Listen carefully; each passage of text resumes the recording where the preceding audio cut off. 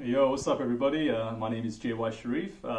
This weekend, we had like the first official WCQ Regional since the whole pandemic. It was in Leicester, and I won it. I went 7-0 and played Phantom Knights with the new Phoenix Enforcer now that Burst of Destiny is legal. So yeah, let's jump right into the deck profile. So for the Phantom Knight engine, pretty standard: 3 Torn Scale, 3 Silent Boots, 2 Ancient Cloak, 1 Gloves, and 1 Stained Greaves. This is very standard. I know some people don't play the Stained Greaves, but I recommend playing it because if you open with Boots, it lets you still have an extra free special summon when you add it off Cloak, and it works really well with the Redoer. You know, if you can summon it with a when you summon the Shade Brigandine, you can summon this and make Redoer, so it's really good for that.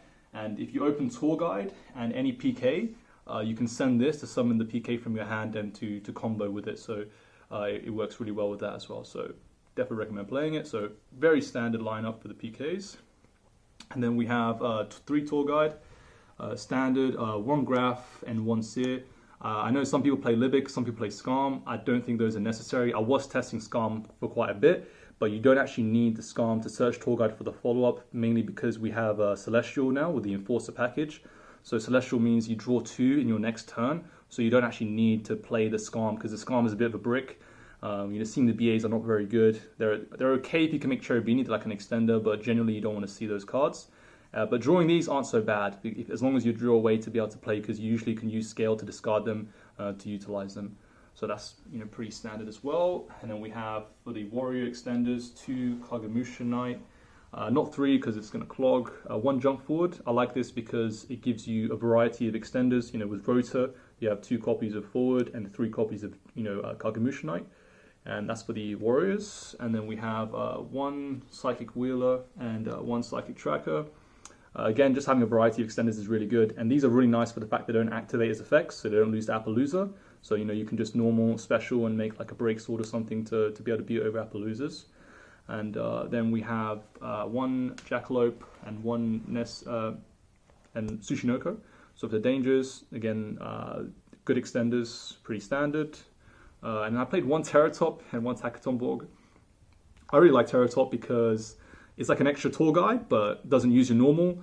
And it's funny enough, I actually normal summoned this one time today because I had to use my normal on something else. I had to use my I had to special summon a monster before I summoned Terratop to play around anti-spell. I had to use Emergency Teleport, then I normaled this, which was pretty crazy. But this is really good, just an extra extender, really helps you push through boards. Like, I know it's a 1-of you're only going to see 10% of the time and slightly higher going second, but just having like this really broken extender just helps you push through hand traps and break through boards going second. So I think it really raises the ceiling of the deck. And even the Takatomborg brick isn't the worst, because when you Levier, you can special summon your hand, so it still acts as like a pseudo extender, and then worst case you can normal it to and special like 1 of your extenders to just make Cherubini you combo with it anyways. But I really like Terratop. 1 Celestial and 1 Dasher for the Enforcer package, and that goes with the 3 Destiny Fusions. This card, amazing. Fusion was amazing all weekend. Like, being able to like play your 5 cards and have this as the last card just to slam on the field and push through a board was really good. And it really lets you use your Venom the Verti Anaconda in a way that you wouldn't be able to use it before, and I can explain that when we go to the extra deck. And the Celestial is just insane as well, and the Dasher, like, use those effects a lot. The one downside though is drawing the Garnets. I really don't like drawing these Garnets. Like, I drew 1 of these at least every once a match, which is standard, is kind of what you'd expect. And I drew both of them like on 2 different occasions together in my hand, which wasn't very good. But you kind of have to play them, and a lot of the times it didn't really matter. Like, I won many games drawing 1 of those materials, so it didn't really make much of a difference. So yeah, that's the Enforcer package. And then now for the rest of the spells: 3 Droplets, 3 Dark Ruler No More, double Triple Tactics Talents, and 1 Call by the Grave. These are like my utility cards. I played no hand traps in my deck. No hand traps in the main, no hand traps in the side. And that's because I think hand traps are really bad. Mainly because of crossout and tactics, and genuinely hand traps aren't that impactful. Like, if you play against Sword Soul, they're genuinely going to make the fleur at the start of their play, or they can usually push through at least 1 hand trap. Or worst case, your opponent's going to have tactics and they're going to tactics you, and that's going to lose you the game. So I just don't like that. And also the benefit of these cards is you can see them as your 6th card, and it's really good as a 6th card. Like, I can't count how many times I drew Dark Ruler or drew Droplet as my 6th, and that allowed me to break through a board. So that's the main benefits of these, because like when you have 6 cards, you have a higher, you're 1 card deeper in your deck, so you're more likely to see like one of these cards. And if you draw a Hand Trap, if you draw Ash, Nibiru, all these cards as a 6th card, it doesn't really work very well. And another thing is with Celestial, so after your first turn, you're going to draw for turn, so you drew 1, then Celestial is going to draw you 2 more cards. So you're going to have 3 cards from nothing. And if you draw into Hand Traps, they don't do anything. Whereas if you draw into like Dark Ruler and Droplets or Tactics, they can help you play through a Zeus, play through a Negator. Like, they help you push through a board even in the mid game. Like, there is a lot of situations where, let's say, your board gets broken and your opponent summons a Zeus against you, or a Baron, or any sort of boss monster against you. You can draw into one of these cards to be able to actually play through that in the mid game. So that's why I really like these cards. And so that's for the utility spells. And also the only one that's really bad going first is Dark Ruler, because it doesn't do anything, but you can discard that. But that this negates cards, and then this actually like helps you push through Hand Traps as well. So they both have like dual utility, whereas Hand Traps don't do much going first in the actual first turn.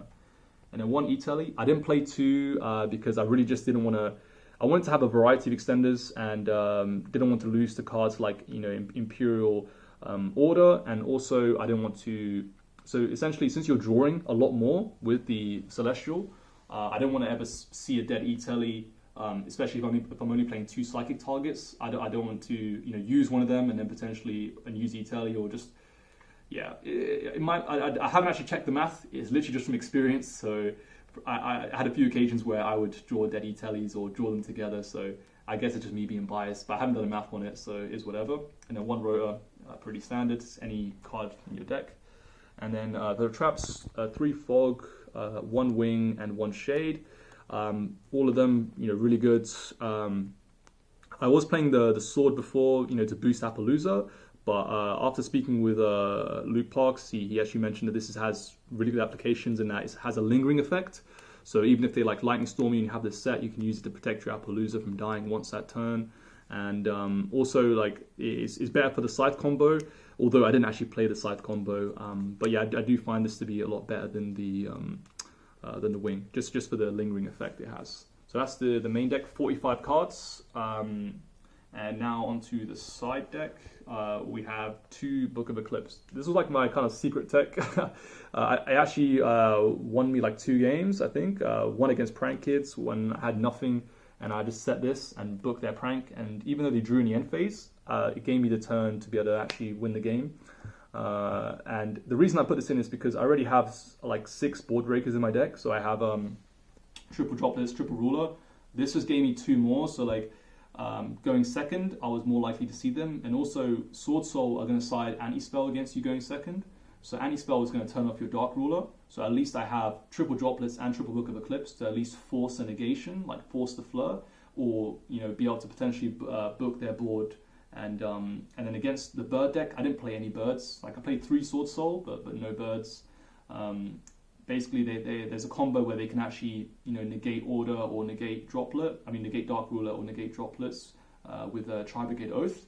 So by having 8 board breakers going second, it gives me 30, like 1 in 3 chance to see 2 copies going second. So drawing 2 copies at least allows me to out the board, because if they do the combo where they set up the Tri-Brigade Oath to be able to negate one of my board breakers. So that's 2 Eclipses. Then for back row removal, triple twin, double Cosmic. Cosmic because of the new Sky Rock guy that protects set cards. I just wanted to be able to play against that. And Cosmic's generally pretty good being able to remove cards from the game. I was iffy about siding it because people will have Lance here against me, but it was pretty good. 2 Lightning Storm. I sided this card the least, mainly because I played against a lot of Sword Soul, and they always have anti-spell after game 1, and this sucks versus anti-spell, whereas these actually are able to clear their back row. Like, for example, if my opponent has 2 back row and he flip anti-spell, I can just chain Cosmic to the other one because the other one's going to be the trap that pops 2. So those, and then 1 Harpy's Feather Duster for back row, just because it's, you know, so good against, like, you know, Mind decks or whatever.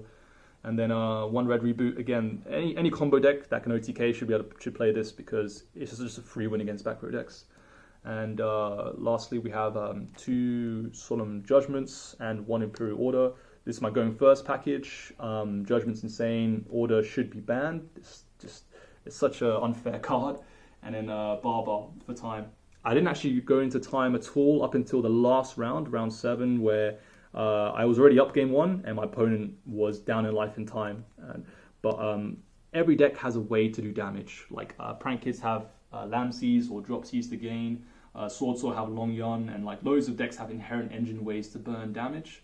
Whereas this deck doesn't, so you kind of need that in this current, you know, format where, you know, we have the time rules where you lose in the phase that the time is called. And actually, just another thing, I side this going first. I take out 1 Dark Ruler.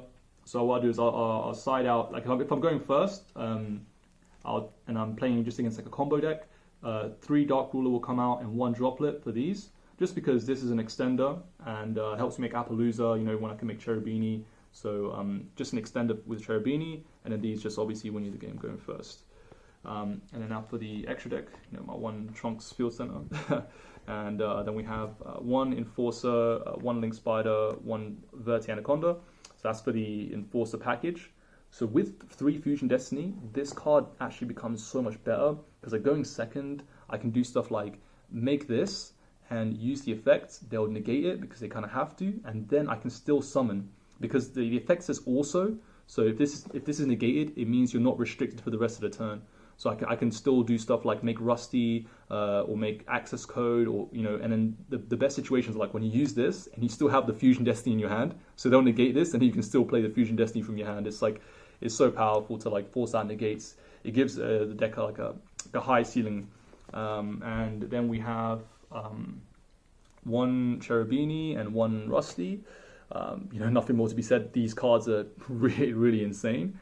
And then for like the sort of generic links, 1 IP Masquerena is a good generic link too, and really good negator, you know, going first. Not negator, but a really good interruption going first to set up. A lot of times I like to set up these 2 together, and then what I'll do is on my opponent's turn, you can link these 2 into your Appaloosa, which you play 1 of. And now your Appaloosa can't be destroyed by card effects, and then you have Fog Blade, so you can protect it from dying by battle. So your negates are going to go through, which is really good. And then we have 1 Nightmare Unicorn. You know, you can IP into it, and Unicorn is generally really good. And we have 1 Access Code Talker, and then 1 Levy FDXZs, Double Break Sword, 2 comes up. I've seen some people trying to cut it, but 2 is really good because you always make 1 turn 1, and then and then on the second turn you'll make the second one. And even going second, I've had games where, like multiple games, where I'd actually make 2 of these going second, and both their effects are not a hard once per turn. So you can still, you can like use this, pop a back row, bring 2 guys bank, link into another monster like an IP, then summon 2 PKs again, or 2 level 3s, make another break sword, and then pop like another card. So it's really insane for that. And 1 Redoer. So I've seen a lot of people playing Nightmare. My issue with Nightmare is that it's only a defensive card, not an offensive card. Whereas with Redoer, it's very easy to set up with the Shade Brigandine, so I can use it to like out cards, like out boss monsters. And against back row decks is very good because you're always going to hit a trap, so you can put stuff like Eldritch cards back to the top of their deck, and like Golden Lords back to the top as well, so they can't, you know, play for a turn. And even with cards like Ragged Gloves, when you XCs with him, this will go up to 3,400. So like I can use Rusty to send Ragged Gloves, make a break sword, pop a card, and overlay for this, and this will have 3,400 attack. So it's really good for that. And even just being a vanilla that attacks for 2,400, you know, if you just have 2 monsters underneath it, is better to be able to go for OTKs than making a Nightmare. And the issue with Nightmare, even against decks like Tri-Brigade, it can't stop their normal summon, so they can still normal summon a guy, banish, and summon the Omen to banish a Nightmare. So it's just, I don't find it to be that good, to be honest. And this card allows you to plus. If you hit spells off the top of their deck, you get to draw, so it really helps you in the grind game. Like, you know, there'll be some times where I'll have like both of these, so they both relieve the field. So even if my board gets outed, these both come back and they apply so much pressure together. even this alone is a lot of pressure as well. So that's why I like Redoer a lot. And then lastly, one Downed Magician and one Zeus. Only made this once, but Zeus is insane. I'll play multiple copies if I could. So that's the deck. For my tournament report, I guess, round 1 I played versus Sorso. I won the die roll and I won 2-0. Round 2 I played against Mech Knight in Mech Knight Orcust. I won the die roll again and went first, and I won 2-1. The guy was main decking Kaiju, so it was a really tight game. And then round 3 I played against Sword Soul again. This one I won 2-1. I made a slight misplay. I lost the dice roll, so I went second, and I managed to break through his board game 1 because I drew tactics and Terratop, tactics and Terratops together, so that allowed me to break his board. He made Fleur with the Negator Synchro and the trap that pops 2, and I managed to break through all of that because of tactics and Terratop. And then I made a mistake in game 2. I forgot the big level 10 synchro. The Duke actually makes his monsters gain and makes my monsters lose. So in a position where I was almost about to die, I resurrected a Rusty instead of summoning something in defense, so he managed to kill me. If I didn't do that, I think I could have won the game. And then game 3 I went first and drew Imperial Order, which was insane. So that's round 4 I played against Prank Kids, and that game I won the die roll and I won that 2-1. And game round 5 I played against Drytron, and I lost the die roll here, but game 1 I drew Forbidden Droplets, which let me negate his board and win from there. Round 6 I played against Sword Soul, and I won the die roll, and I won 2-1. And the last round I played against Virtual World, and I lost the die roll, but he set up his board of Chu-Chi, a Crystal Wing, Kaliga with the trap, and I just drew Dark Ruler his board, and was able to play through all of his back row, and basically win game 1. Was very grindy, and then game 2 we're close to time, and he goes first, sets up the board again, and then I'm able to just summon a bunch of monsters like Enforcer, like a graph of my tour guide, and just basically have a defensive board. And right when he tried to go on the offensive and do damage on me, he ended up attacking into my Enforcer with his Shen, and he forgot that the Enforcer makes this guy lose attack points, so he ended up getting 100 damage. So yeah, regardless, it would have been 8k, or he lost damage, so he was down in time, and that's how went 7-0-1. That's the deck. I was testing Scythe, and I chose not to play it because I don't really think it's very good going first because of hand traps. Maybe in the OCG with Cross Out and the Brave engine, the Brave gives you inherent out to hand traps, so that's why the Scythe is a lot better. Whereas right now Scythe isn't that great because everyone is main decking hand traps, and you have a hard time actually setting it up. And when you do, the only thing that Scythe will help you play around is Dark Ruler and Droplets. But maybe that will change once I figure out some more stuff with the deck. That's the profile. I did upload a video last week comparing Phoenix Enforcer to the Red Eyes Dark Dragoon. So if you're still undecided of whether or not to invest the £80 in buying the Enforcer, I'd recommend watching that, and that'll probably change your mind. Almost forgot, last thing real quick. Quick shout outs. Shout out to Gramps. It's been by my side since day 1, and you see all these high rarity cards. You see these Starlight Torn Scales. You see these ulti tour guides. You see these ulti droplets. Yeah, you see these crisp cards. Look at this Torn Scale. It's glistening, bro. Glistening. The ting on my wrist and it's glistening. Catch me, glistening. And you got the crisp ultimate reds. Look at these droplets. They're so crisp, baby. So yeah, shout out to Gramps, always hooking me up with the goo. And supporting me as well. And then shout out to Cody, the driver, the MVP. This guy, one of the best drivers in the country, mate. And if you want to see more from me, I'm going to try upload some videos to YouTube. So if you want to subscribe to my channel, feel free to do that as well. Cool. Take care.